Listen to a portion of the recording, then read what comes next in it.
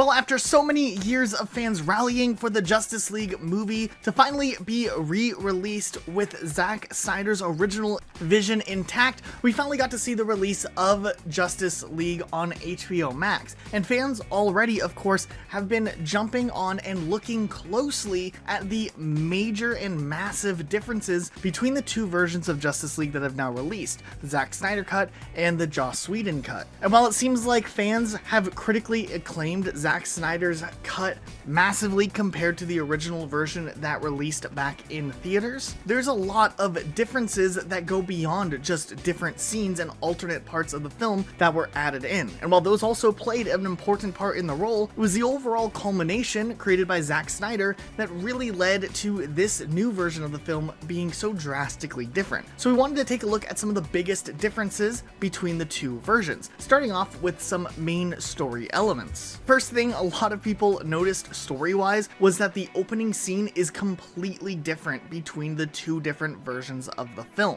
And again, with this film being a much longer version compared to the original theatrical release of the movie, we do get to see a lot of scenes and moments extended along the way. For instance, Wonder Woman stopping the terrorists has this extended action sequence. In the Joss Whedon cut, there was this plotline where we see the parademons who are able to smell fear, and it culminates into this third act where we see Steppenwolf eaten up by his own creatures when he starts to grow fearful of the Justice League. But then when we look at the Snyder cut, that whole plot element is just not at all involved in this version of the movie. Matter of fact, the parademons are just hunters capable of smelling the scent of mother boxes. Okay, one thing that fans were really incredibly excited about and really liked how it came across in this version of the film is that instead of the movie just focusing in on one or two characters, specifically Bruce and Diana, it seems like there was a lot more attention given to the entire cast and the entire Justice League, along with a lot of different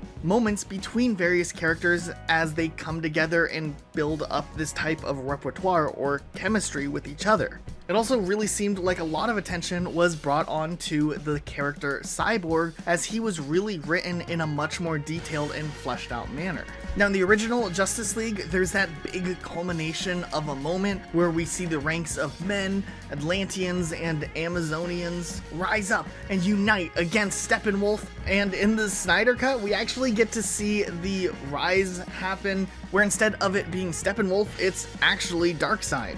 And this time around, it seems like there is a much bigger armada of an army going up into the fight. And it's so cool to see a lot of the different characters that are used in this culminating fight sequence. We also noticed a lot of smaller differences where some of the characters meeting each other were either different or extended, like Cyborg meeting Wonder Woman for the first time, or even Batman and Aquaman being extended.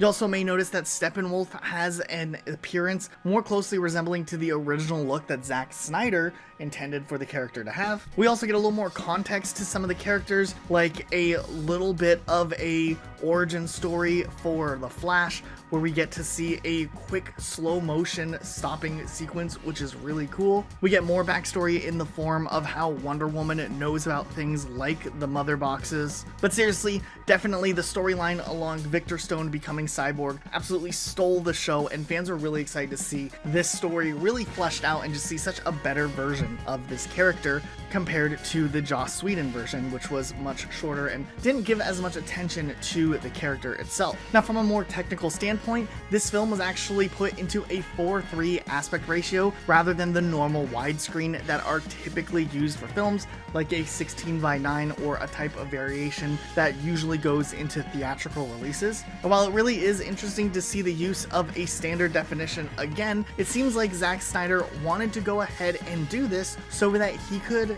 showcase more verticality and vertical movements in a lot of the characters that were in the film, since so many characters are flying up in the air or just other types of things moving in that direction. Utilizing a different aspect ratio allows for all of the space to be utilized in a way that better fits the sequences that he's going for. And also another interesting part about that is that this also somewhat resembles a lot of the square boxes that comic books used to use throughout the publications, where typically as you're reading through a book, you notice they're all put into various squares and rectangles, and it kind of plays into that a little bit more, where each frame and each shot is kind of its own art piece in itself. And then, like, because all the movies were getting, like, you know, more widescreen, like more anamorphic, thinner, you know, like this, and I was like, that's. So we shot the movie full app, right? We shot it as a full app release, and that was to say the movie as photographed on the day was shot in a big full app 1:3 aspect ratio.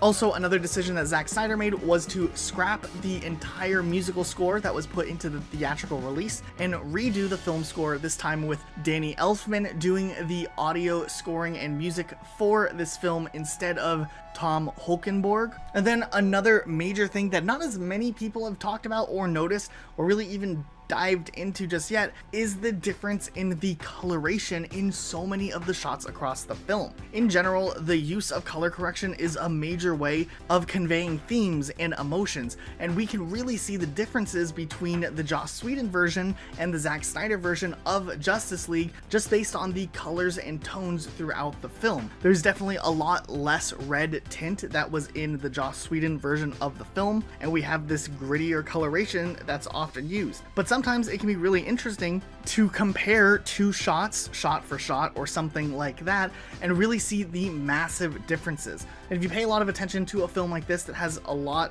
of focus on color correction and whatnot, you can start to pick up on other themes that play into a more subliminal role in a movie. And it's just another reason we really appreciate this version of the film, because it just goes so much in depth in building up different types of ways to convey the story. We also noticed, of course, that Joss Whedon no longer has screenwriting credit in the movie, and also they removed the chapter cards, which were something that were in the 2017 release of Justice League. There also was a very exciting moment for a lot of fans where we got to see the Joker make an appearance in this film alongside Ben Affleck's Batman, and we get to see the two on screen together and have this very unique and interesting dialogue together, and it seemed to actually be praised across the board, which is very unique just because for the most part, when it came to Jared Leto's performance as the Joker in Suicide Squad, not a lot of people were really fans of Jared Leto's performance, and they didn't like him as Joker.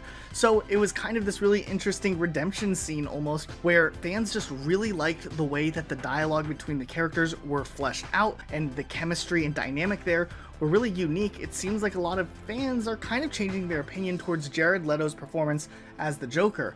A lot of fans are also even petitioning for Warner Brothers now to release the Ayer cut, the original director who was set to be in the post-production for Suicide Squad, who was later removed from the project. And with all of the rumors that there were tons and tons of parts of the film focused just on the Joker and his story that were completely cut out altogether, it makes sense why there's so many people wondering what could have been from that movie as well if that movie saw a re-release in the same form of what we see with Zack Snyder's cut instead. Maybe that Joker performance that was never actually seen was something good like what we saw in the Snyder cut.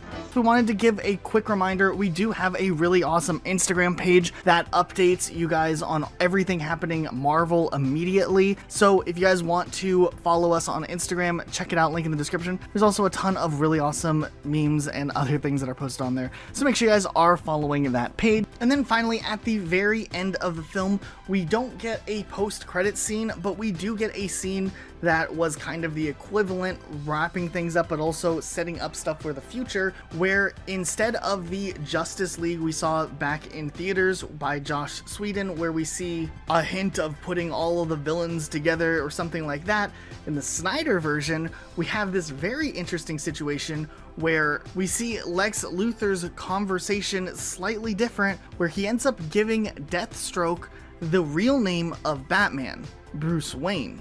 This would have set up a standalone Batman film, which probably would have been so awesome. And we are optimistic that with the huge success that the Snyder Cut ended up being, maybe we might see Zack Snyder involved in future DCEU projects. Now, of course, he hasn't confirmed everything. He says he doesn't know anything, and the door seems to be pretty open at this point for Warner Brothers to step up and choose to do something, though we've also heard rumors that they didn't want to go down the route of continuing on with the Snyder Cut as the main source of canon. So what do you guys think? Did you like the Snyder Cut better, or are you in the small group of people who actually like the original version better? Let us know what you think in the comments down below. Be sure to subscribe with notifications on for more videos like this uploaded every day of the week. That's it for today though. We'll see you all next time with a brand new video.